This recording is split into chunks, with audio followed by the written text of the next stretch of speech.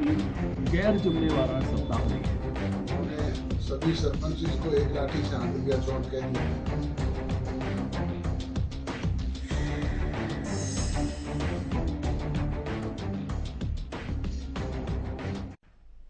नमस्कार, मुद्दा देख रहे हैं आप और मैं हूं आपके साथ ज्योति सांगवान। ई टेंडरिंग की हम बात करने वाले हैं क्योंकि ई टेंडरिंग पर शुरू हुआ बवाल हरियाणा में थमने की बजाय लगातार बढ़ रहा है। हर दिन मामला बढ़ता नजर आ रहा है। आज की बात करें, एक बार फिर से सरपंचों और सरकार के बीच बातचीत हुई। आज एक बार फिर से बात नहीं बन पाई। सरपंचों ने कल यानी मंगलवार दोपहर 12 बजे तक का अल्टीमेटम दिया है और समाधान न निकलने की सूरत में, मांगे न मानी जाने की स्थिति में 1 मार्च को सीएम आवास का घेराव करने का ऐलान दोहराया है। उधर जेजेपी अध्यक्ष अजय चौटाला और बीजेपी के हरियाणा अध्यक्ष ओम प्रकाश धनखड़ की नसीहत पर बबली ने तीखा प्रहार कर दिया है। ऐसे में हम चर्चा करने वाले हैं, अब आगे क्या होगा, बवाल कैसे थमेगा और क्या बबली के बयानों की तलखी कम नहीं होगी। चर्चा हम करेंगे, पहले रिपोर्ट आप देखिए। इनके प्रति गैर जुम्मेवाराना सप्ताह हुई है। उन्होंने सभी सरपंच को एक लाठी से आंधी दिया चोट कह दिया। हरियाणा में ई टेंडरिंग के जरिए सरकार ने पारदर्शिता लाने का दावा किया, लेकिन सरपंचों को ये बदलाव और दावा दोनों ही रास नहीं आए। ऐसे में लगातार प्रदर्शन कर रहे सरपंचों से फिर सरकार ने बातचीत की, लेकिन बात नहीं बन पाई। सरपंचों ने फिर ऐलान कर डाला कि कल यानी मंगलवार दोपहर तक बात नहीं बनी तो 1 मार्च को चंडीगढ़ कूच करेंगे। हमारी कोई सहमति नहीं बनी है। मंत्री जी अपनी ई टेंडर प्रणाली का गुणगान करते रहे, वो हमें कहते हैं इसमें ये गुणवत्ता आएगी, ये गुणवत्ता आएगी, वो अपनी बात रखते हैं, लेकिन हम उसी से सहमत नहीं है बिल्कुल भी। हम साफ कर देना चाहते हैं कि सरकार की मंशा ग्रामीण क्षेत्र के विकास को बाधित करने की है और ऐसा हम होने नहीं देंगे। हम अपना आंदोलन जारी है और 1 मार्च का जो हमारा ऐलान है वो हम जारी, हम 1 मार्च को पंचकुला के सेक्टर 5 के अंदर शालीमार ग्राउंड के अंदर 12 बजे इकट्ठे होंगे और वहां से पैदल सीएम हाउस का घेराव करने के लिए निकलेंगे।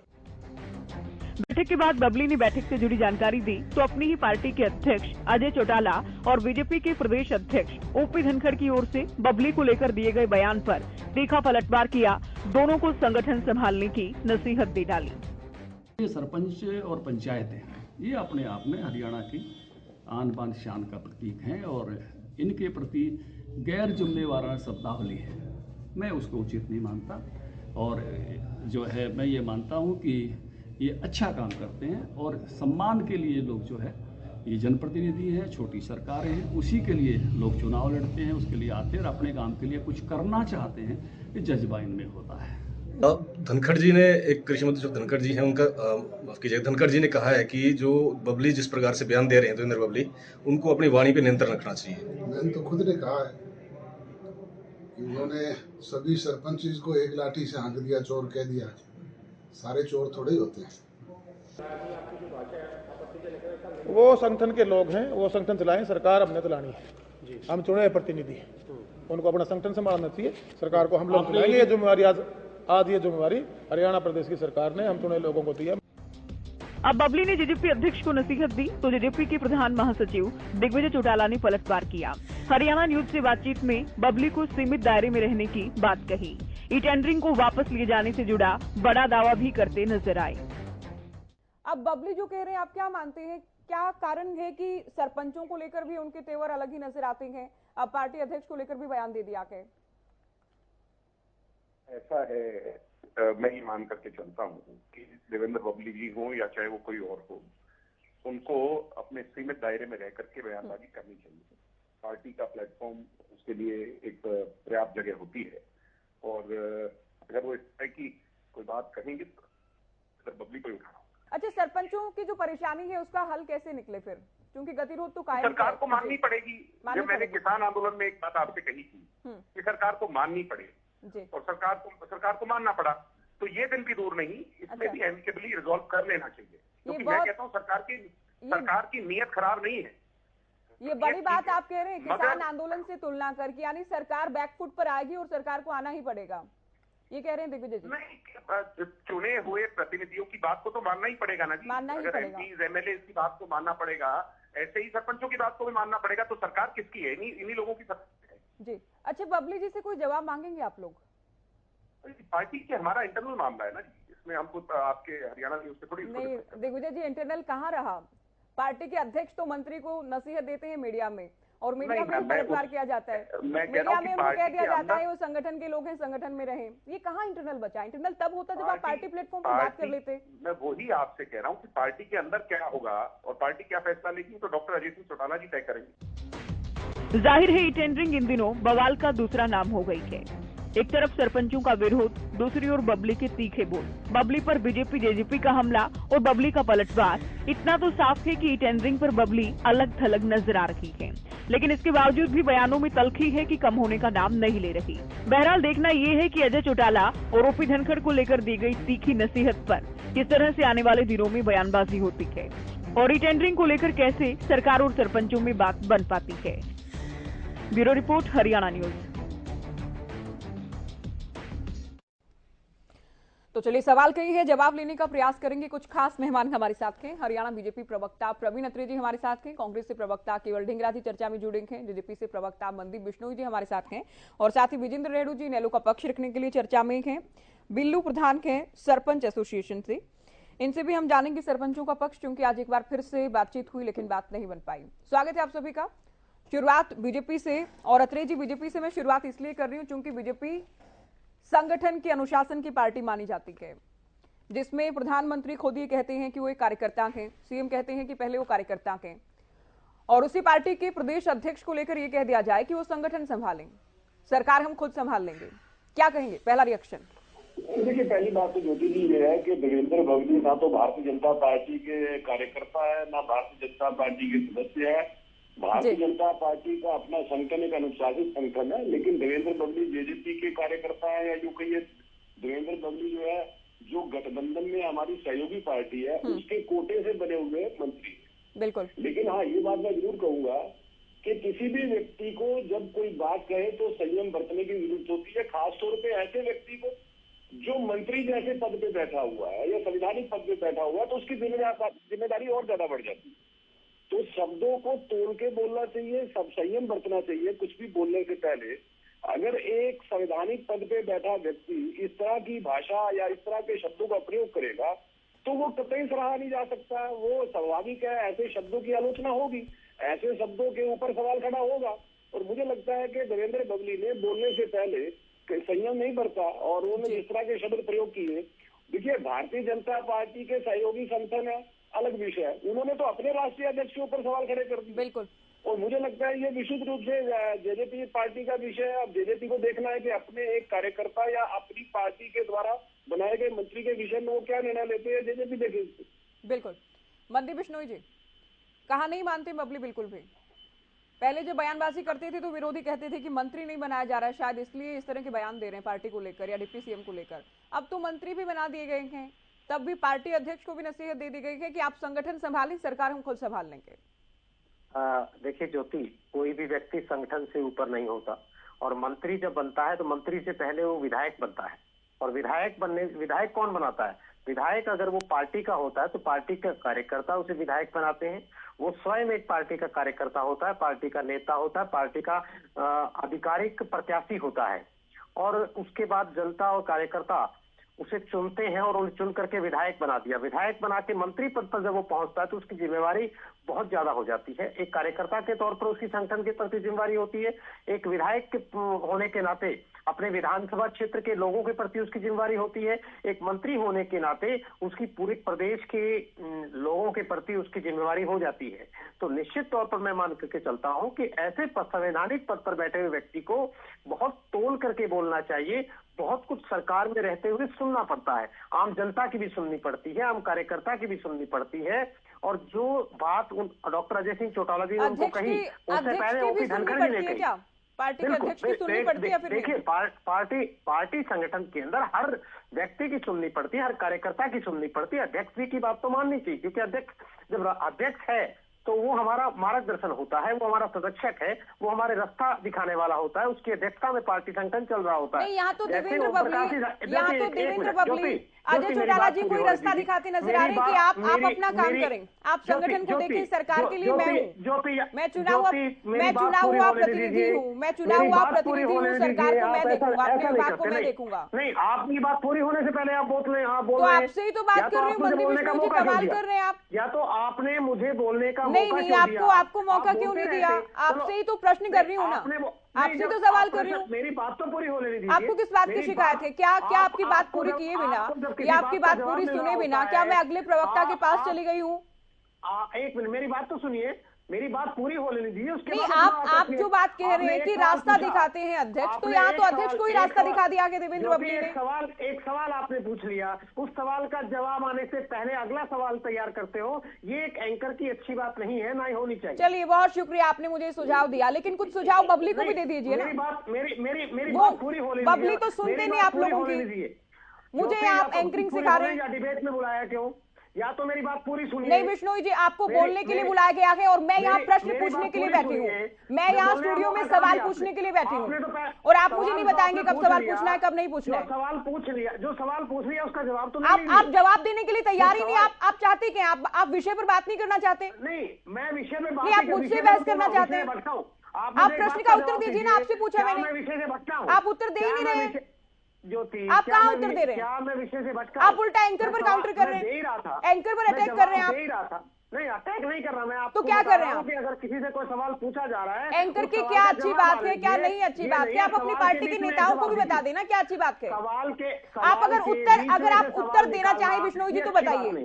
देखिए, मैं आपसे निवेदन कर रही हूँ, अगर आप मेरी बात का उत्तर दें तो दीजिए। आपकी बात का जवाब दे रहा हूँ और आप बीच में सवाल तो उसमें समय की बर्बादी क्यों करनी? आप इतनी देर तक बहस कर रहे हैं, आप उत्तर दे सकते थे। आपको इतना परहेज और इतनी परेशानी क्यों है? आपको टोकने रोकने से, प्रश्न पूछने से इतनी परेशानी क्यों है?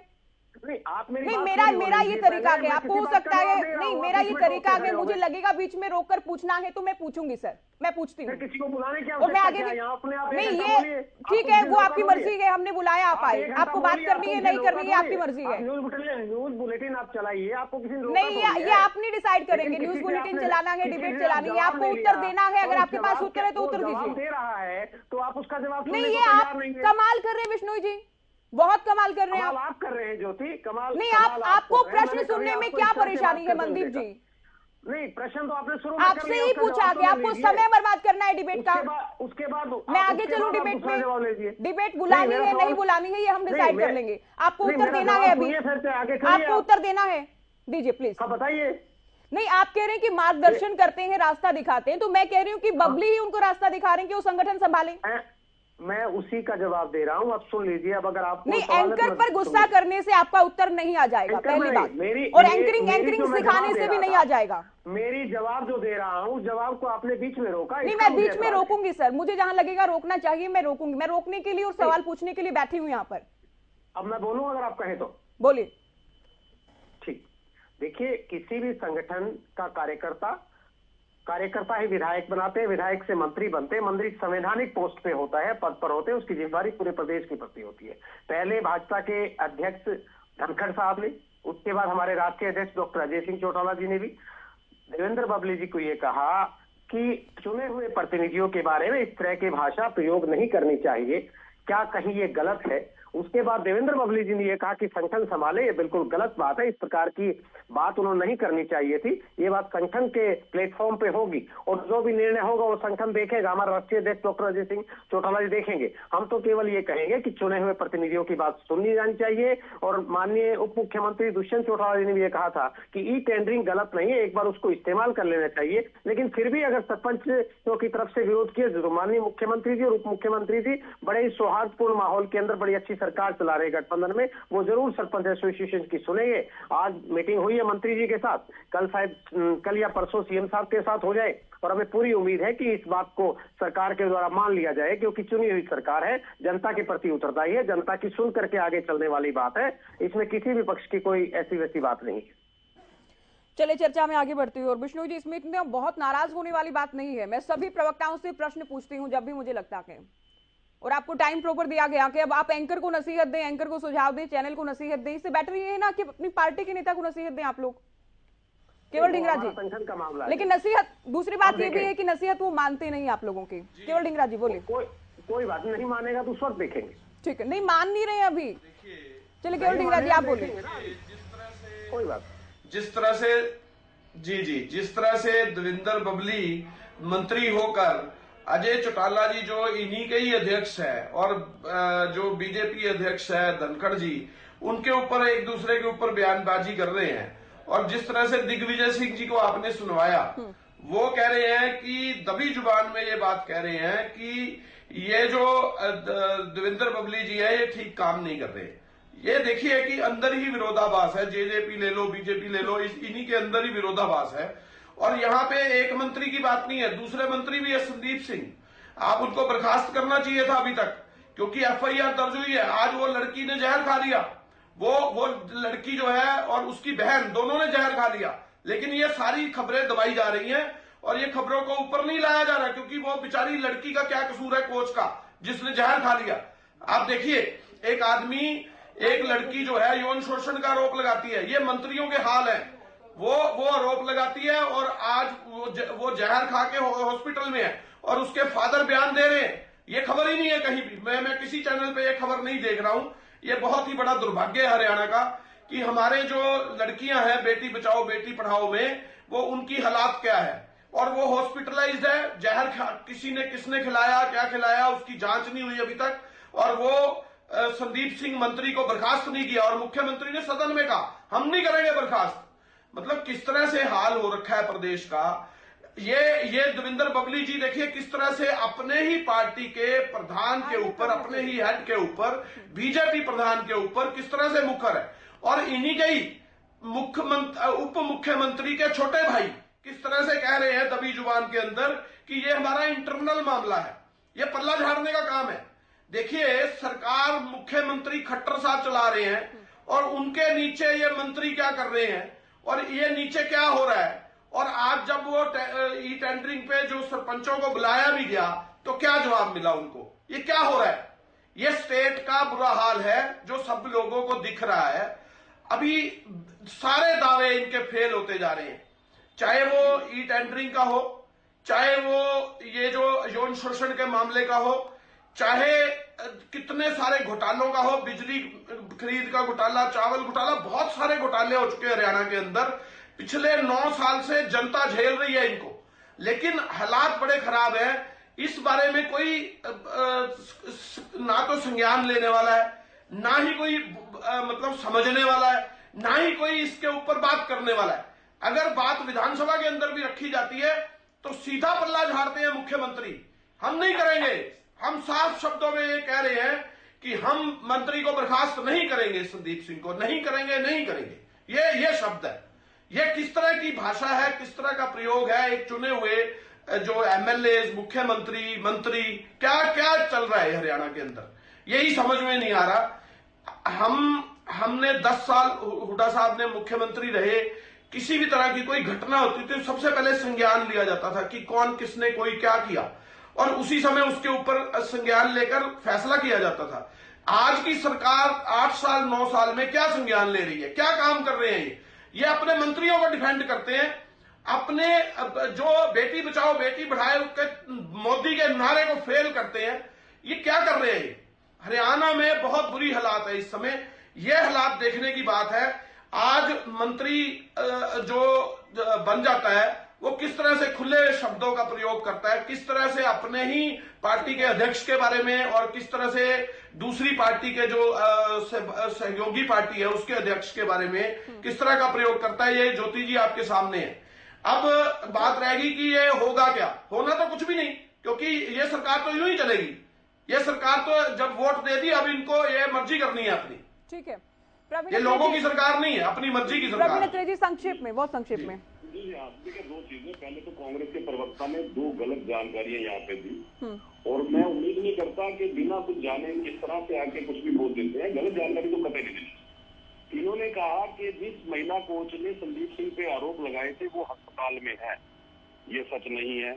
और ये मैं महिला कोच के पिता के द्वारा कही गई बात के हवाले से कह रहा हूँ, वो अस्पताल में नहीं है, नंबर 1। दूसरा, इन्होंने कहा कि उसने जहर खा लिया।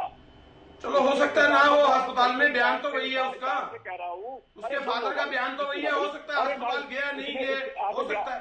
इसमें क्या है? तो दूसरी बात, उसके पिता ने जो कहा उसके हिसाब से किसी को पॉइजन खिलाने की बात तो करते हैं तो गलत जानकारी हॉस्पिटल ही जाता है ना है। बंदा। तो यहाँ पे आके कांग्रेस के प्रवक्ता इस तरह का झूठ ना बोले। अगर किसी को पॉइजन इन्होंने खिलाया बात और जाता यार है बीच में या ना बोलो खाया भाई, जाता है बीच में या ना किसी के बोलो। द्वारा अरे वो भाई बीच में ना इल्जाम बोलो लगा रहे हैं यार। उसके अरे फादर, भाई बात तो भाई कहीं तुम तो जाएगा वो देखो बंदा। ऐसा है, ये बात प्रभु कर रहे हो आप प्रवक्ता हो, आपके शब्दों को तो पूरा परफेक्ट होना चाहिए। अत्रे जी, प्रवक्ता क्या होता कर रहे हो आप? कुछ भी बोलते हो, कुछ भी बोल देते हो यार। अब दूसरी बात, इन्होंने कहा कि अच्छा, हुड्डा आप साहब 10 साल आप मुख्यमंत्री इस थे, बारे में भी मीम वो में संज्ञान निकालेंगे लेते थे। क्या? अरे भाई सुन लो यार, बीच में मत बोलो भाई। पॉइजन अरे दिया या बीच में नहीं मत दिया? बोलो। वो अंदेशा जता रहे, मैं थोड़ी विगन जता रहा संतोषी हूँ। प्रभु, लड़की बीच के में मत फादर बोल। जता रहे हैं भाई साहब। भाई भिंगरा जी, मैं कांग्रेस की समस्या को समझता हूँ, पर बीच में ना बोलो इंक्वायरी भाई। करानी चाहिए इन्होंने सरकार बात को। कही है। अरे भाई ए प्रभु, सरकार इंक्वायरी कराती है, सरकार नींद में नहीं निकालती है। केवल नींद जी, प्रवक्ता केवल नींद जी, लेकिन इनकी चर्चा नहीं हो पाएगी। यही मंत्रियों का हाल है। ये चर्चा नहीं हो पाएगी ऐसे चिल्लाते में। ये केवल समय की बर्बादी है, उसके अलावा कुछ नहीं है। एक तो मैं आप दोनों से रिक्वेस्ट कर रही हूँ कि आज की टॉपिक पर हम बात कर लें, आज के विषय पर हम बात कर लें। जो बड़ी महत्वपूर्ण है, इन्होंने कहा कि हुड्डा साहब जब 10 साल मुख्यमंत्री थे तो वो इस तरह की बात से संज्ञान लेते थे। कैप्टन अजय यादव हुड्डा साहब की सरकार में मंत्री रहते हुए हुड्डा साहब पे आरोप लगाया था पटवारियों की नौकरी के मामले में। दूसरा आरोप लगाया था बिजली मीटर का खंबे खरीद के मामले में। ठीक है सर, अभी 2 मेहमान और हैं जिनका पहला रिएक्शन भी नहीं हो पाया। रवि अत्रे जी, केवल डिंगरा जी, आप दोनों अभी सुनिए। मैं बिल्लू जी को चर्चा में जोड़ूंगी, उसके बाद रेणु साहब के पास भी जाएंगे। बिल्लू जी, आज उम्मीद थी आप लोगों को कोई बात बनेगी, खंबे खरीद का कोई बात नहीं बन पाई। अत्रे साहब सुनिए सर, आप सुनिए सर। केवल डिंगरा जी, आप भी सुनिए, सरपंचों का क्या पक्ष है जान लीजिए। बिल्लू जी बोलिए। नमस्कार मैडम जी, पहले तो आपको जी नमस्कार। आपके चैनल के माध्यम से मैं आपके चैनल का बहुत बहुत धन्यवाद करूंगा। बार बार जो आप हमारी टेंडरिंग के जो इसके ऊपर बार बार डिबेट कराते हैं, इसके हमारे को आवाज को आगे तक पहुंचाते हैं। आज की जो मीटिंग थी अपने पंचायत मंत्री जी ने बुलाई थी, लेकिन पंचायत मंत्री जी ने मीटिंग में कोई किसी प्रकार का रिस्पॉन्स नहीं दिया। उन्होंने कह दिया मेरी तो चलती नहीं। अगर उनकी चलती नहीं थी तो हमारे को चोर कैसे कह रहे थे, वे इक्का दुक्का है, चले वे कारतूस है, क्या तुम्हारे को चोरी का लाइसेंस दे दूं? तो फिर वे किसके बलबूते पर कह रहे थे? जब उनकी चला नहीं थी तो किसके बलबूते पर कह रहे थे? और हमने तो सीधा बता दिया था उनको, हमारी ये डिमांड है, हमारी डिमांड पूरी कर दो। हमने तो कुछ है नीचे आगे, लेकिन वो बोला मेरे हाथ में नहीं है। मंत्री जी तो बोले मेरे हाथ में नहीं है। भाई मैंने तुम्हारे को कुछ नहीं कहा। आज उनकी भाषा बदली हुई थी, और दिनों पहले की बजाय आज की भाषा बदली हुई थी। लेकिन आखिर में हमने यही हुआ कि उन्होंने हमारी बातों को बोले हम सीएम साहब को बताएंगे, उनसे बात करेंगे। तो हमने ये कह दिया, हमने अपने 1 मार्च को अपना सीएम हाउस का पंचकुला में घेराव करना है। और हमारा पूरा हरियाणा की एसोसिएशन की गई हुए थे, हमारे 25 सदस्य और सबकी एक राय थी। और सबने यही आखिर में फैसला लिया कि हम अपना जो आंदोलन है उसको सुचारू रूप से ऐसे ही चलाएंगे। और 1 तारीख को जो हमारे का सीएम हाउस का घेराव है, उसके बाद अगर वहां भी कोई बात आई तो वहां भी टेंट लगा देंगे हम। उसके बाद भी उससे आगे बड़ा आंदोलन करेंगे। ये 2 महीने से ये अभी जो मान ले अजय चौटाला जी ने, दिग्विजय जी ने, मान ले धनखड़ जी ने जो जब बात साफ कर दी, जो हमारे को ऊपर आरोप लगा रहे थे, इन्होंने वे आरोप हमारे ऊपर से अपने आप हटा दिए। अब मंत्री जी क्या किसको क्या आरोप लगाएंगे हमारे ऊपर? अब ये मंत्री जी चारों तरफ से गिर चुके हैं। मंत्री जी को ये नहीं समझ मारा कहे तो कहें क्या, किसको क्या कहें? हमारे को बहुत कह लिया, 2 महीने तक कह लिया, लोगों ने सुन लिया, हमने सुन लिया, दोनों पार्टियों के एमएलए ने सुन लिया, विपक्ष के एमएलए ने सुन लिया। जब बजट सेशन में चारों तरफ से मंत्री जी गिर गए, और जब अध्यक्ष जी ने कर दिया, सभी ने कर दिया, सभी जो भी प्रवक्ता जी आ रहे उन्होंने कह दिया हम सब जवाब ले लेंगे। अब मंत्री जी ने बैठक बुलाई, बैठक बुला के कह दिया मेरी तो नहीं चलती, मैं सीएम साहब से बात करूंगा, हम अपनी कैबिनेट में बात रखेंगे। रख लो, हमने तो आपको बता रखा कि हमारी ये मांग है, जब हमारी मांगे पूरी हो जाएंगी हम अपना आंदोलन समाप्त कर लेंगे। इससे आगे तो हमने कुछ नहीं मांगा है, ना वो किसी विपक्ष के बहकावे में आ रहे, ना किसी बार बार ये कहते विपक्ष के बहकावे में आगे। विपक्ष तो हमारे कोई साथ है नहीं, हमारे तो अपनी एसोसिएशन, हम अपनी एसोसिएशन जो अपने हमारे हकों की लड़ाई है, जो हमारे अधिकार छीन लिए गए हैं, हम तो अपने अधिकार मांग रहे हैं। हम तो इससे ज्यादा कुछ मांग नहीं रहे सरकार से। जो पहले से अधिकार चले हुए थे हमारे, वो अधिकार थे, तो हमें क्या दिक्कत है? हमें कोई सरकार से दिक्कत नहीं थी, लेकिन सरकार ने तो अपने पंचायत मंत्री ने अपने पैरों पे आप कुल्हाड़ी मारी है। और सरकार के पैरों पे भी कुल्हाड़ी मारने का काम करवा रहे हैं। आज जब चारों तरफ से विपक्ष भी, मान लो पार्टी के एमएलए भी, हर कार्यकर्ता भी, बीजेपी का सब ये कहने लगे कि ये बहुत गलत हो रहा है। अब जब आज मंत्री जी ने बुलाए थे, इससे पहले भी तो हम कह रहे थे बार हमारे को बुला लो, बैठ के बातचीत कर लो। 2 महीने से किसका नुकसान हो रहा है? हमारे गांव का नुकसान हो, हमारे हरियाणा का नुकसान हो रहा है। ठीक है, लेकिन आप लोगों ने भी तो कहीं ना कहीं जिद पकड़ ली है ना कि या तो वापसी, या इसके अलावा हम आंदोलन करते रहेंगे, धरना देते रहेंगे। मैडम जी, हमारे को कोई जिद नहीं, हमारी कोई जिद ही नहीं है। हमने तो अपनी मांग रखी है। हमारे अधिकार छीन लिए गए हैं, हम अपने वो अधिकार मांग रहे हैं, उसके साथ बैठ के बहस करो। हमारे जो अगर सरकार कोई बदलाव करती है तो शुरुआत में ही आप लोगों को कैसे पता है अच्छा नहीं है ये? शुरुआत हमें तो पहले से ही सीएम कह चुके हैं, डिप्टी सीएम कह चुके हैं, बबली कह चुके हैं कि एक बार इसे आजमाएं तो सही आप लोग। अगर बाद में कुछ लगा तो बदलाव भी हो जाएगा। बाद में अगर लगता है कि ये ठीक नहीं है तो फैसला। मैडम मैं आपकी इस बात का जवाब देता हूँ। मैडम जी, ई टेंडरिंग प्रथा पहले भी लागू थी और इसी सरकारों ने, कांग्रेस की सरकार ने 10 लाख की लिमिट करी। अभी गांव में विकास सरपंच जल्दी कराएंगे। अपनी बीजेपी की सरकार ने 20 लाख की लिमिट कर दी। ठीक है, तो ये जो सारा विवाद है ये कहीं ना कहीं पैसे को लेकर है। कोई पैसे को लेकर 2 लाख की जो राशि है आप लोगों को रास नहीं आई। 2 लाख की जो राशि है, हमें 2 लाख की भी जरूर थी मैडम। हमने तो 2 लाख की भी मना कर दिया था। 2 लाख भी नहीं थी हमारे को। ठीक है, प्रवीण अत्री जी आएंगे आपके पास। रेडू साहब काफी देर से इंतजार कर रहे हैं। रेडू साहब, लगता कि अब तक के जो बयान गए उनसे बबली बनाम सरपंच, बबली बनाम जेजेपी, बबली बनाम बीजेपी, क्या कारण आप देख रहे हैं कि सभी के खिलाफ इस तरह के बयान वो दे रहे हैं? हाँ ज्योति जी, पहले तो आपका धन्यवाद। मैं तो समझ गया था भूल ही गई हो आज तो आप ना, क्योंकि आधे घंटे की डिबेट जा चुकी है, आधे घंटे से ऊपर जा चुकी है। चलो सर बोलिए, आपका बहुत बहुत शुक्रिया। ज्योति जी, बबली जी से ही शुरू करता हूं मैं। बबली जी ने कोई गलत नहीं कहा, मैं ये कहता हूं। बबली जी ने जो भी कहा इनकी पार्टी का रिवाज है। कुछ दिन पहले आपके साथ ही मैं डिबेट पर था तो बीजेपी के प्रवक्ता भाई ने कहा था कि हमारी पार्टी के अंदर ये लोकतंत्र है। वास्तव में लोकतंत्र है, सही बात है, और पार्टी के अंदर लोकतंत्र होना भी चाहिए। आजकल जो कांग्रेस वाला लोकतंत्र था वो बीजेपी और जेजेपी में लोकतंत्र आ चुका है। इसके लिए मैं बधाई देता हूं पार्टी को कि सभी मंत्रियों को अपनी बात खुले से कहने का हक होना चाहिए और वो इन पार्टियों ने दे दिया है, अच्छी बात है। दूसरी बात यह है कि ज्योति जी, ये जो बयान देवेंद्र जी जो कह रहे हैं वो देवेंद्र नहीं कह रहा, क्योंकि क्यूमुलेटिव रिस्पॉन्सिबिलिटी ऑफ गवर्नमेंट ये आप सब जानते हैं। जो देवेंद्र बबली जी बयान दे रहे हैं वो सारा का सारा सरकार का बयान है और सरकार द्वारा ही दिलवाए गए बयान है।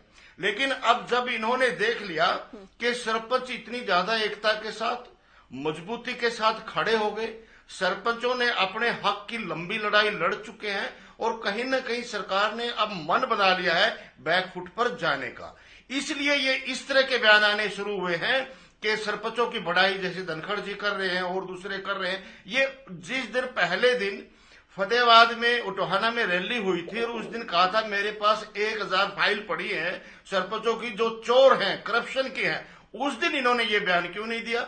जिस दिन ये बयान दिया था मंत्री जी ने कि राइट टू रिकॉल मैं लागू कर दूंगा, मैं जो है ना पंचायत मेंबरों को पावर दे दूंगा, उस दिन ये बयान क्यों नहीं दिए? आज इन्होंने देख लिया कि सरपंच अपने बात मनवाने के लिए बड़े उग्र हैं और मनवा करके रहेंगे और सरकार को बैकफुट पर जाने की सोचने पड़ने पर मजबूरी हो चुके हैं, इसलिए देवेंद्र बबली के ऊपर ही सारी बुराई को मंडने का काम कर रहे हैं। सारी सरकार इसमें इन्वॉल्व है ज्योति जी, इसमें कोई संदेह नहीं है। लेकिन इस प्रकरण से जो पार्टियों को नुकसान हुआ है, उनकी एक रेपुटेशन खराब हुई है, इमेज बिगड़ी है, उसकी भरपाई करने के लिए अब ये इस तरह के बयान इन्होंने देने शुरू किए हैं। लेकिन इनका जो नुकसान हुआ था वो हो चुका है, इनकी असलियत जनता के सामने जा चुकी है।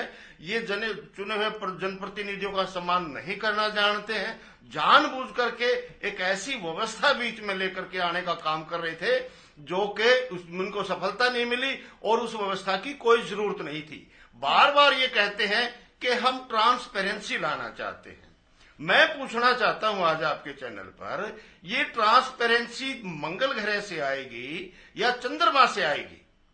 ये ट्रांसपेरेंसी कहां से आती है? भाई जो काम किया गया उसको ईमानदारी के साथ ऑनलाइन कर दो या अधिकारियों को बता दो, उसमें कोई छुपा हुई चीज नहीं होनी चाहिए।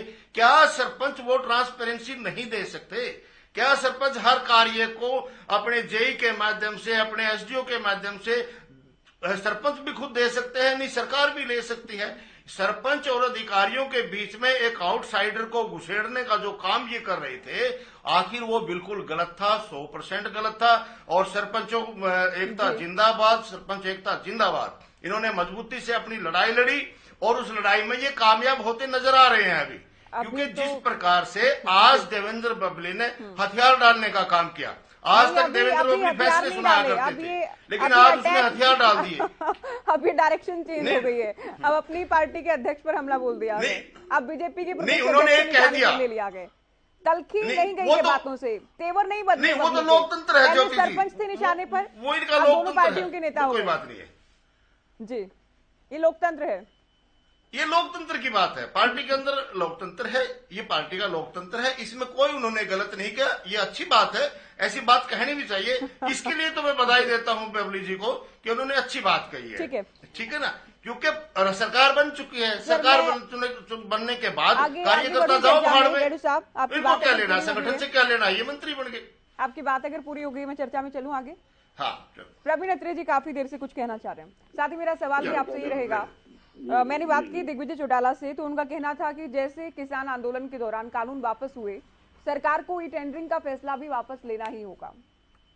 देखिए, अगर मैं सुन रहा था जब आप दिग्विजय चौटाला से ये बात कर रहे थे, मैंने वो प्रोग्राम देखा है और मैं दिग्विजय चौटाला को भी यही बात कहूंगा कि जब भी कोई बात बोले तो उसके बारे में एक बार विचार जरूर करें। एक तरफ दुष्यंत चौटाला ये कह रहे हैं सरपंच साथियों को कि आप एक बार इस प्रणाली को अपनाइए, बहुत अच्छी प्रणाली है। दूसरी तरफ जिस बात जो दिग्विजय सिंह ने बात की है, मुझे लगता है उसकी जरूरत नहीं। सबसे बड़ी बात जो यहाँ पे सरपंच प्रतिनिधि भी कह रहे थे कि भारतीय जनता पार्टी के कार्यकर्ता ने भी कहना शुरू कर दिया कि ये ठीक नहीं हो रहा। भाई बिल्कुल, देखिए, हमने देवेंद्र बबली ने जिन शब्दों का प्रयोग आज किया, हमने उसके बारे में कहा है कि उन शब्दों को प्रयोग करने की जरूरत नहीं थी। लेकिन जहां तक ई टेंडरिंग प्रणाली का विषय है, ये पारदर्शिता के लिए लाई गई एक प्रणाली है। अभी आईएनएलडी के प्रवक्ता पूछ रहे थे ना, कैसे आएगी पारदर्शिता, चांद से आएगी पारदर्शिता, मैं बताता हूँ कैसे आएगी। जब 2016 के अंदर डीबीटी लेके आई थी ये सरकार के बुढ़ापा पेंशन सीधा बुजुर्गों के खाते में जाएगी, तो यही पार्टी के नेता थे जिन्होंने ये कह के आलोचना की कि बुजुर्गों का तो बैंक में खाता नहीं होता, गाँव में तो बैंक नहीं होता, बुजुर्ग बैंक में कैसे जाएगा, खूब आलोचना की। लेकिन आज जब पता लगा कि 3.25 लाख पेंशन तो ऐसे लोगों को जारी थी जो इस दुनिया में नहीं थे, तब पता लगा कि ये आलोचना क्यों हो रही थी, क्योंकि जिन लोगों की जेब में वो पैसा जाता था उन लोगों को स्वाभाविक दिक्कत होनी थी। ऐसे आती है पारदर्शिता। जिस वक्त इस सरकार ने यह निर्णय लिया कि किसान की फसल का पैसा किसान के खाते में जाएगा सीधा, तब भी आलोचना होनी शुरू हुई थी, तब भी ये लोग थे आलोचना करने वाले। आज किसान भाइयों से पूछिए कि 48 घंटे में उनका पैसा उनके खाते में चला जाता है, और अगर लेट हो गया तो उसका ब्याज मिलता है। ये बात किसान भाई बताएंगे। तब ये लोग आलोचना क्यों करते थे? तब भी एक ऐसा गैंग था जो किसान की फसल का पैसा किसान तक पहुंचाने में 3-3 महीने लगा देता था और किसान के पैसे को किसान को ब्याज पे देता था। एक किस तरह का गैंग काम कर रहा था, उन लोगों को बहुत तकलीफ हुई थी, तब आलोचना करनी शुरू की कि साहब ये तो कैसा हो जाए। अब फिर एक और नई चीज देखिए, जब मुख्यमंत्री मनोहर लाल ने परिवार पहचान पत्र बनाने की बात की, तब भी आलोचना शुरू हुई। पढ़ी लिखी पंचायतें होंगी, तब भी आलोचना हुई। और जब ई टेंडरिंग की बात की, जो भी समझने वाली बात है, हमारे सरपंच प्रतिनिधि इस विषय को लेके हाईकोर्ट में गए थे। माननीय हाईकोर्ट ने क्या कहा, वो टिप्पणी सुनने वाली है कि सरकार पारदर्शिता के लिए इस योजना को लेके आई है, ये एक बहुत बड़ा कदम है। ये माननीय हाईकोर्ट की टिप्पणी है। 24 स्टे दे दिया सरपंच साथियों को, लेने गए थे ना। और यही मामला कब हुआ था, जब पढ़ी लिखी पंचायतें, तब भी इस तरह से आलोचना हुई थी, तब माननीय सुप्रीम कोर्ट से जीत के आए थे। तो जब ये बदलाव, देखिए हो क्या रहा है, कुछ लोग पुरानी व्यवस्था के अंदर जीवन जीने के आदी हैं, क्योंकि कई लोगों के अपने सेल्फ इंटरेस्ट होते हैं, वो नहीं चाहते कि बदलाव आए। लेकिन इस सरकार ने बड़ा स्पष्ट कहा, पारदर्शिता, भ्रष्टाचार पे अंकुश, जीरो टॉलरेंस। और कुछ मित्रों को इस बात से तकलीफ होती है, वो लगातार इन बातों की आलोचना करते हैं। अब मैं कल का उदाहरण देता हूँ। अंबाला डिस्ट्रिक्ट के एक ग्रामीण ने 10 लोगों को साथ में लेके आया। देखिए, पहली चीज क्या है, हम इस बात के लिए कह रहे हैं कि भाई आप सबको एक लाठी से नहीं हाँक सकते। आप सरपंच प्रतिनिधियों को सबको ये नहीं कह सकते कि सब बेईमान है, ये तो हम भी कहते हैं। बिल्कुल अच्छे लोग बहुत हैं जो बहुत अच्छा काम कर रहे हैं, लेकिन जब शिकायतें आती हैं तो इसका मतलब कुछ लोग ऐसे भी हैं जिनकी शिकायतें हो रही हैं, उस पर विचार करने की आवश्यकता है। ठीक है सर, हमारा केवल ये कहना है। चलिए चर्चा को आगे ले जाते हुए ढिंगरा साहब आएंगे आपके पास। मनदीप जी, मैं उम्मीद करती हूँ आप इस बार गुस्सा नहीं होंगे, क्योंकि देखिए सवाल आज मुद्दा आपसे जुड़ा के, इसलिए सवाल आपसे ज्यादा होंगे। अभी दिग्विजय की ओर से कह दिया गया कि ये कानून जैसे कृषि कानून वापस हुए थे वैसे ही फैसला वापस होगा।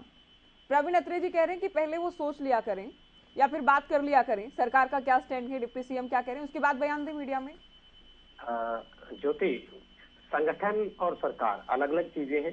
संगठन सत्ता में है तो संगठन की तरफ से सुझाव दिए जाते हैं, संगठन अपना काम करता है, जनता के बीच में जाता है, जनता की तरफ से कोई चीज आती है। सर आप फिर निराश होंगे, मैं आपको बीच में टोकूंगी। पिछले उत्तर में आपने कहा, बहुत माफी के साथ में आपको बीच में टोकते हुए, पिछले उत्तर में आपने कहा कि संगठन से ही तो सरकार है, संगठन में ही तो कार्यकर्ता है, संगठन के टिकट पर ही तो चुनाव लड़ते हैं, संगठन से ही विधायक बनकर आते हैं, संगठन के कोटे से ही मंत्री हैं। अब आपने कह दिया क्योंकि अब आपको ये अच्छा लगा कि संगठन और सरकार अलग अलग हैं।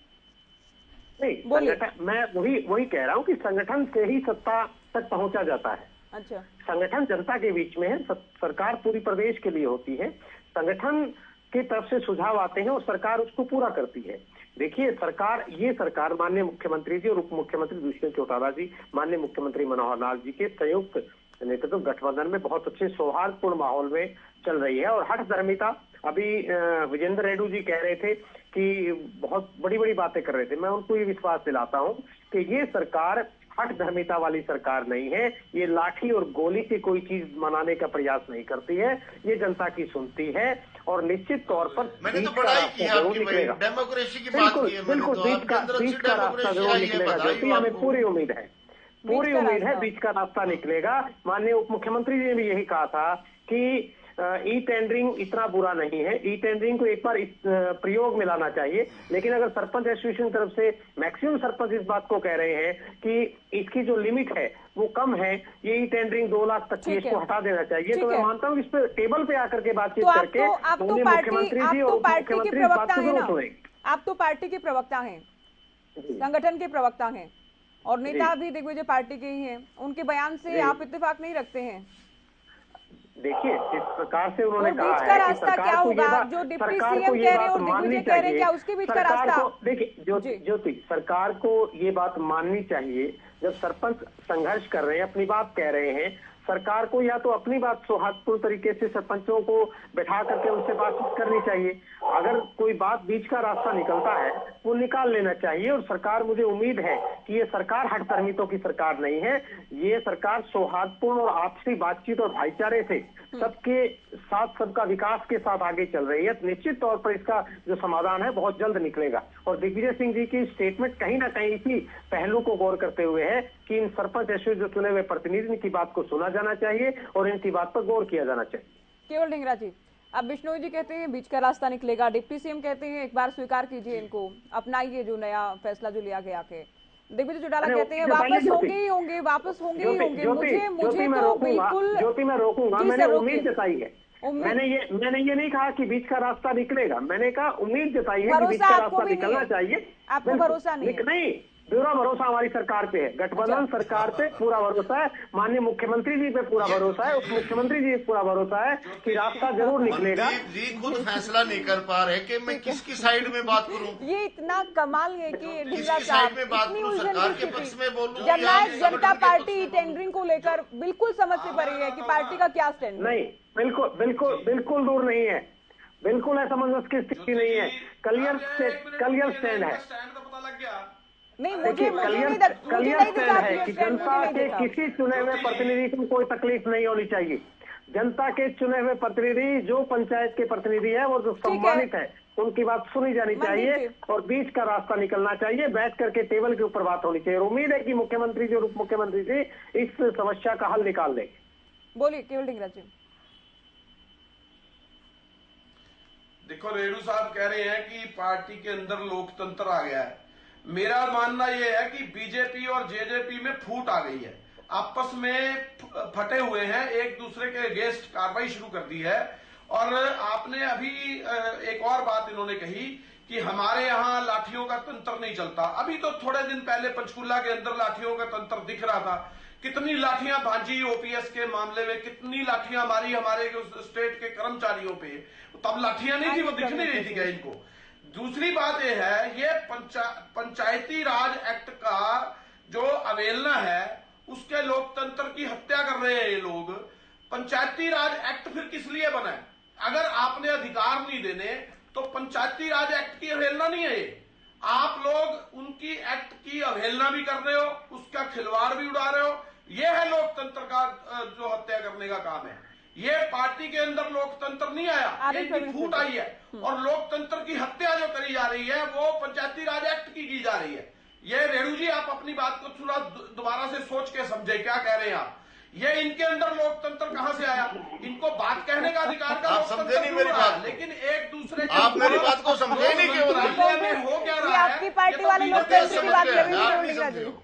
आपकी पार्टी में जो लोकतंत्र है ये दोनों पार्टियों की फूट है। नो ये मेरी बात ही नहीं समझा। सरकार को तोड़ करके सोचते हो, लेकिन सरकार और मजबूती से नजर आती है।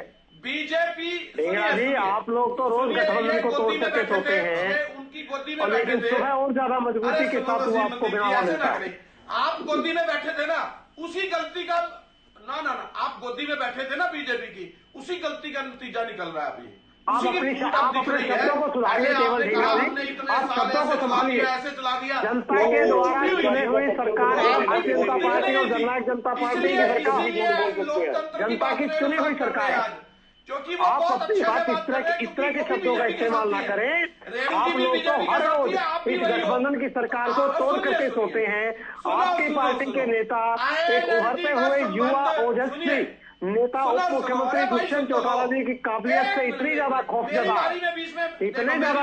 है कि रोज सरकार को तोड़ करके सोते हो, लेकिन सुबह मजबूती से खड़ी होती है। ऐसे मत करें, इनको बात पूरी करने दीजिए सर। ऐसे मत करें, रोके इनको। आप जल्दी बात कंप्लीट करें। केवल देखिए, बंसीलाल की पार्टी के अंदर, बंसीलाल की पार्टी के अंदर सहयोगी कौन थे? आईएनएलडी, जेजेपी अब हो गई आईएनएलडी थी।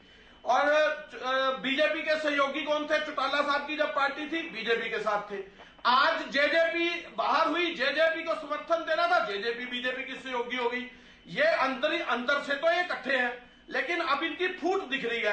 ये फूट दिख रही है तो ये लोकतंत्र का नाम ले रहे हैं, क्योंकि ये भी तो उन्हीं के सहयोगी। आपकी बात आ गई प्रवीण, ये सारे सहयोगी है एक दूसरे के, लेकिन ये लोकतंत्र बता रहे हैं। हंसी तो इस बात की आ रही है। दो बातें हैं, देखिए दो बातें हैं। पहली बात तो ये है कि कांग्रेस के प्रवक्ता, मेरा उनसे फिर निवेदन है, थोड़ा बहुत पढ़ के आया करें। अब ये कह रहे थे देखिए तो पंचायती राज एक्ट की अवहेलना है, इसमें पढ़ने की बात क्या है? जानते हैं? अरे इसमें पढ़ने की बात क्या है? अरे मैं बताता हूँ ना पढ़ने की बात क्या है। अरे भाई ये बीच में बोलोगे तो यार फिर बहुत गलत हो जाएगा। जब मैं बता भी चुका हूँ, इनको पता भी है कि ये मामला लेके कुछ लोग हाई कोर्ट में गए थे। देखिए कुछ लोग हाई कोर्ट में गए थे ये मामला लेके, और उन्होंने जाके स्टे मांगा था। अगर ये पंचायती राज एक्ट की अवहेलना होती थी तो हाई कोर्ट तुरंत रिवर्स कर देता या स्टे दे देता। कम से कम समझा तो करे चीजों को, कुछ भी बोल देते आगे डिबेट में। पंचायती राज एक्ट की अवहेलना, अगर कानून के खिलाफ कोई काम होगा तो कोर्ट रोक देती है। पंचायती राज एक्ट की बात कर रहे हो आप। आपने पहले कहा पंचायती राज एक्ट की अवहेलना है, ये आपने कहा। अपनी डिबेट नहीं लगा देंगे, अपनी डिबेट नहीं लगा देंगे। पंचायती राज एक्ट की अवहेलना है, आपने बोली है बात। कुछ भी झूठ बोलते हैं, कुछ भी बोलना शुरू कर दो। और सबसे बड़ी बात है, इनको परेशानी कहा है ये समझना बड़ा जरूरी है। इनको परेशानी लग गई। अरे भाई केवल ढींगरा जी आप सुन लीजिए, केवल ढींगरा जी, केवल जी आप सुन लीजिए सर। ढींगरा साहब ऐसे नहीं सर। देखिए अब इनकी तकलीफ का है जो सबसे बड़ी बात की तकलीफ को समझना बड़ा जरूरी है। जो बात अभी मनदीप जी कह रहे थे कि ये लाठी डंडे से चलने वाली उसका कहना था, जैसे भूपेंद्र सिंह हुड्डा ने 2014 में गैस टीचरों पे गोली चलवाई थी रोहतक में, एक लेडी मर गई गैस टीचर। ये वो सरकार ऐसा नहीं करती। ये सरकार किसानों को किसान नहीं मारती। अरे ये फिर झूठ है, ये फिर झूठ है, ये अख्तर जी का सुहेल झूठ है। बताओ कौन सी गोली चली 2014 के अंदर? झूठ झूठ है, झूठ झूठ। कोई गोली नहीं चली किसी पे, किसी पे गोली नहीं चली। हमारी सरकार ने एक भी आदमी पे गोली नहीं चलाई। खट्टर सरकार की 3 बार गोली चली हरियाणा के अंदर। केवल इंदिरा जी हम तथ्यों पर बात करें और दूसरा सुनील लाकर क्यों बैठे थे सर? आज के विषय पर बात कर रहे हैं। झूठ बोलते हो, तथ्य दिखाओ, तथ्य दिखाओ। ना बुलाया करो यहाँ पे, क्या जो भी तथ्य दिखाओ, झूठ बोलते हैं। नहीं इनको झूठ का झूठे पता होता प्रवक्ता है। है, यहाँ पे और ये प्रवक्ता इनका बैठे हैं, सफेद झूठ है। कई ये अख्तर जी का झूठ कई कारणों पर पकड़ा गया। बाकी लोग भी यहाँ बैठे हैं, वो बता देंगे। और जो भी मेरा निवेदन है, सर हम विषय पर बात करें। जो हुआ वो सबके सामने है, जो पिछली सरकारों में हुआ वो सबके सामने है। केवल ढींगरा जी गूगल पे सर्च नहीं सर, ये कोई तरीका नहीं है। केवल ढींगरा जी, केवल ढींगरा जी सर, ये टाइम की बर्बादी है केवल। ये चिल्ला चिल्ली, ये कोई तरीका है नहीं डिबेट का। आप तथ्यों के साथ बोलो। कहां ये सबके ढींगरा साहब सबके सामने है तथ्य। पिछली सरकारों में क्या हुआ ये सबके सामने है। लेकिन हम आज के विषय पर बात करें। कर लो, पता लग जाएगा। आज के प्रवीण अत्रे जी, आज के विषय पर आपसे भी निवेदन करूंगा, आज के विषय पर सर तो ये सर्च करें जरा जी। आज के विषय मैं पर केवल एक बात कह रहा हूँ। देखिए मैं केवल ये कह रहा था कि ये जो बात है कि ई टेंडरिंग सरकार का एक ही मंतव्य है, पारदर्शिता, काम जल्दी से जल्दी हो और ग्राम का विकास। अभी ये सरपंच प्रतिनिधि के बारे में बताओ। सरकार जो है गाँव का हमारे को भी टेंडरिंग पारदर्शिता हम भी बताते हैं, पारदर्शिता में अब क्या आ गया। ठीक है बिल्लू जी, अभी आ रहे हैं आपके पास, आप सुने अभी। देखिए एक तरफ ये तर्क दिया जाता है कि सरकार, इनके जो नेता कह रहे थे सरपंच प्रतिनिधियों के, कि सरकार जो है गांव का विकास नहीं करना चाहती। अरे सरकार ने 1100 करोड़ रुपए मिलते हैं। ठीक है अत्रे साहब, अब समय बहुत कम बचा है, मैं चर्चा में आगे बढ़ूं। अभी विकास करिए, खर्च किए उसको विकास प्रवीण अत्रे करना तो आपको है। बिल्लू जी कोई उम्मीद है आप लोगों को? कल तक का टाइम दिया कि आप लोगों ने? हमने कल 12 बजे तक का टाइम दिया मैडम जी। कल 12 बजे तक अगर हमारे मंत्री जी जो आज मिले थे हमारे को, उन्होंने जो अपने कैबिनेट में सीएम साहब से जो बात करेंगे, अब उसके बारे में अगर कुछ 12 बजे तक बता देंगे तो ठीक है, नहीं तो हमारा 1 तारीख का जो प्रोग्राम है वो उसमें तो कोई है बदलाव है नहीं हमारे में। लेकिन हमारे जो बीजेपी के प्रवक्ता जी कह रहे थे ना, अगर मतलब हाईकोर्ट वाली बात कह रहे हैं, हाईकोर्ट में अगर जब बीजेपी पार्टी गई थी शिक्षा के ऊपर, क्या एक पहले दिन शिक्षा लागू कर दी थी क्या? 50% महिला के लिए गए थे, पीसी के लिए गए थे क्या? 2 साल मुकदमा किस चीज के लिए चला था? इन्हीं चीजों के लिए तो चला था। अगर सरपंच अगर इसके टेंडरिंग के ऊपर कोर्ट में गए हैं तो कोर्ट ने क्या जो कहा पार्टी को, कोर्ट बीजेपी पार्टी को ये कहा कि आप हमारे को ये दिखाएं कि कितने सरपंच तुम्हारे साथ है। और उन्होंने कहा तो 2-4% सरपंच जो आंदोलन करे। हमने 100% सरपंचों के साइन करवा के विद स्टैंप लेटर पैड पे और हमने कोर्ट में जमा करा दिए हैं। बीजेपी का अगर हमारे प्रवक्ता जी के पास अपना जो भी वकील है जो भी है वो उससे बात भी करके अपना देख सकता है कि कितने सरपंचों के पूरे हरियाणा में साइन हो गए, लेटर पैड पे मोहर लग के गई है। एक दिन में कोई मुकदमा नहीं होता। अब चलो कोर्ट ने स्टे नहीं दिया तो कोर्ट ने सटे किसी बात को देख के नहीं दिया होगा, लेकिन कोर्ट ने जवाब मांगा सरकार से।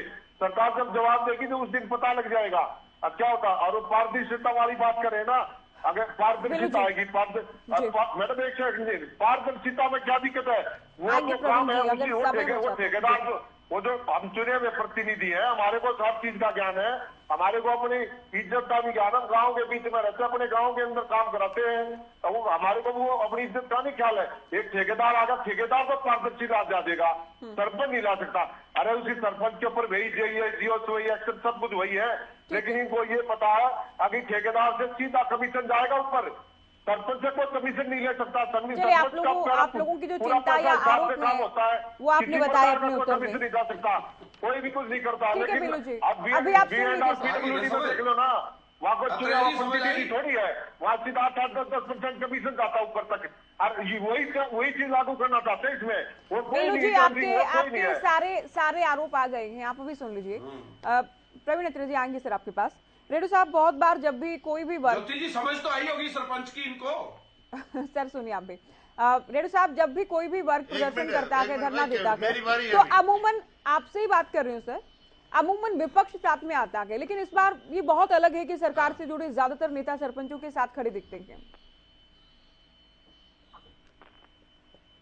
हाँ देखिए, ये मुद्दा ऐसा ही मुद्दा है ये, जो कि बिल्कुल सरकार ज्यादती कर रही है, गलत कर रही है सरकार, इसलिए सारे के सारे साथ है। लेकिन सरकार फिर भी आंख नहीं खोल रही है। और अब तो पहले मैं एक बार अपने केवल जी को कहना चाहूंगा, केवल जी जब किसी पार्टी में ये हो जाता है ना, अपनी अपनी डफली और अपना अपना राग, वो एक अलग प्रकार का लोकतंत्र है। उस लोकतंत्र की परिभाषा आप समझ नहीं पाए। मेरा कहने का भाव वही था जो आप मेरे को सुधार करने की कह रहे हो। ठीक है, ये यहाँ पर अपनी अपनी डफली, अपना अपना राग शुरू हो चुका है और यह फायदे की बात है, ठीक है ना, क्योंकि प्रदेश में इन्होंने राजतंत्र लागू कर दिया और सारे लोकतंत्र की शाखाओं को घुसेड़ करके अपनी पार्टी में लेकर के आगे समाज के लिए अच्छी बात नहीं है, ये फूल है। हाँ, दूसरी बात जो है, हाँ कोई बात नहीं, ये कहते हैं कि ये सम्मानित है, शब्द फूल है, सम्मानित है, पढ़ी लिखी पंचायत है, फिर हाँ ठीक है बड़े भाई, ठीक है। तो ये कहते हैं कि सारे सरपंच सम्मानित हैं, प्रतिनिधि सम्मानित हैं और पढ़ी लिखी पंचायतें बनाई हैं। तो क्या ये पढ़े लिखे पंचायतें ट्रांसपेरेंसी नहीं दे सकते सरकार को? क्या ये पढ़ी लिखी पंचायत इसलिए बनाई थी कि हम आपको गांव का विकास नहीं करने देंगे, हम आपके पास किसी प्रकार की ताकत नहीं छोड़ेंगे? क्या इसीलिए पढ़ी लिखी पंचायतें बनाई थी? क्या इन पढ़ी लिखी पंचायतों का अपमान करने के लिए इनको बनाने का काम किया गया था? और मेरे बड़े भाई प्रवीण जी, आपने कहा जीरो टॉलरेंस चल रहा है। आज प्रदेश में कितनी भ्रष्टाचार, कितने करप्शन के केसेस आ रहे हैं, डेली आप ही बता रहे हो, आज इतने गिरफ्तार हो गए, आज इतने गिरफ्तार हो गए, और हर अगले महीने में पहले किसे ज्यादा संख्या आती है। और एक 5 सेकंड और प्रवीण अग्रे जी, आखिरी कमेंट आपका। ठेकेदार में कैसे आप वो नहीं बता पा रहे आप। जेजेपी के नेताओं के बयानों को लेकर आखिरी कमेंट नहीं करेंगे। ढींगरा साहब, आप समय नहीं है सर। केवल ढींगरा जी। देखिए ऐसा है ज्योति जी, रेणु साहब ने इस बात को तो स्वीकार किया कि सरकार में लगातार भ्रष्टाचारी पकड़े जा रहे हैं। इन्होंने इस बात को स्वीकार तो कर लिया कि भ्रष्टाचारी पकड़े जा रहे हैं सरकार में, जो पहले नहीं होता था। दूसरा, इन्होंने पूछा ये पढ़ी लिखी अरे बता रहा हूँ ना, पकड़े जा रहे हैं, ये बात मान लिया आपने। अब दूसरा, आपने पूछा कि ये पढ़ी लिखी पंचायतें किस लिए बनाई? ये पढ़ी लिखी पंचायतें इसलिए बनाई थी कि तकनीक का उपयोग करके जो ग्रामीण प्रदेश है उसका ज्यादा से ज्यादा विकास कर सके। क्योंकि पढ़ी लिखी पंचायतें बनाने का उद्देश्य नहीं करेंगे साहब कि मानवीय हस्तक्षेप की बजाय तकनीक का ठीक है सर, हालांकि बिल्कुल समय नहीं, मुझे बार बार वाइंड अप के लिए कमांड मिल रही है। लेकिन बिश्नोई जी, आपसे मैं ये जानना चाहूंगी, बबली जिस तरह के बयान दे रहे हैं, पार्टी संगठन उनके बयानों को पसंद नहीं कर रहा, लेकिन उसके बाद भी कोई जवाब मांगना नहीं, कोई कार्रवाई नहीं, क्यों? देखिए, डॉक्टर अजय सिंह चौटाला जी हमारे राष्ट्रीय अध्यक्ष है, पार्टी बैठ करके इन पर जरूर विचार करेगी। पार्टी में अनुशासन सर्वोपरि है और मंत्री पद पर रहते हुए वक्त शब्दों पर संयम बरतना चाहिए, सोच समझकर तोलकर बोलना चाहिए। उनकी जवाबदेही पार्टी नहीं बल्कि पूरे प्रदेश के प्रति। ठीक है, बहुत शुक्रिया आप सभी का बात की आज ई टेंडरिंग को लेकर, बबली के बयानों को लेकर, और इसी के साथ फिलहाल दीजिए इजाजत, नमस्कार। गैर जुम्मेवार सत्ता सभी सरपंच को एक लाठी से हाँक दिया, चोट कह दिया।